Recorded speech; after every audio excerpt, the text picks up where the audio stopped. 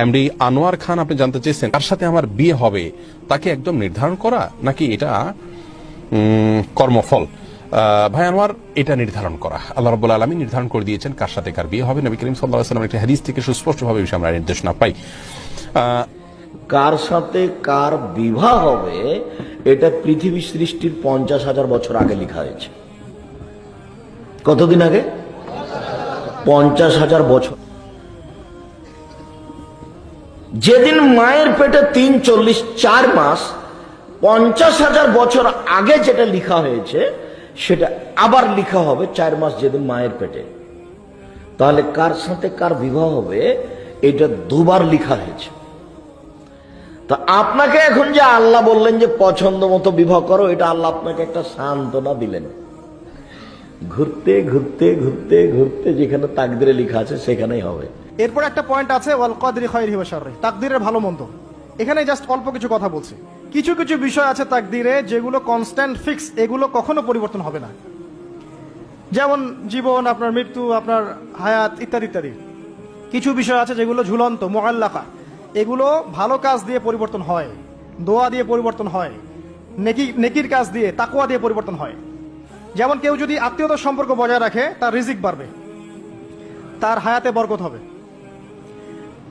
এই যে কোরআনের কথা বললাম, কেউ যদি কোরআন বেশি বেশি তেলাওয়াত করে, কোরআন নিয়ে বেশি বেশি গবেষণা করে, তার হায়াতে রিজিকে বারাকা আসবে।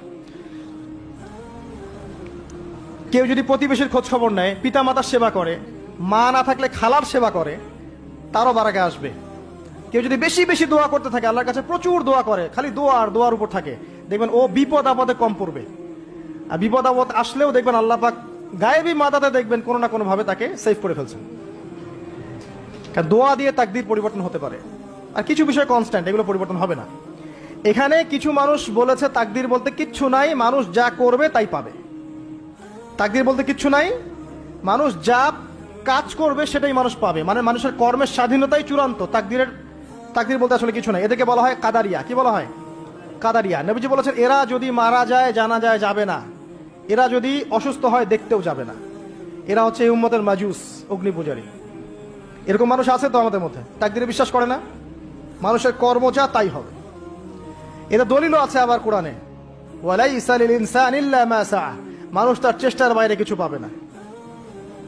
এটা হচ্ছে গরুর লেজ ছাগলের পিছনে লাগানো, আর ছাগলের লেজ গরুর পিছনে লাগানো, বাতিল কিয়াস, ইবলিসের মতো। আর একদল আছে যারা মনে করে কর্মের স্বাধীনতা বলতে কিচ্ছু নাই, তাকদীরই সব, যা আছে ভাগ্যে তাই হবে।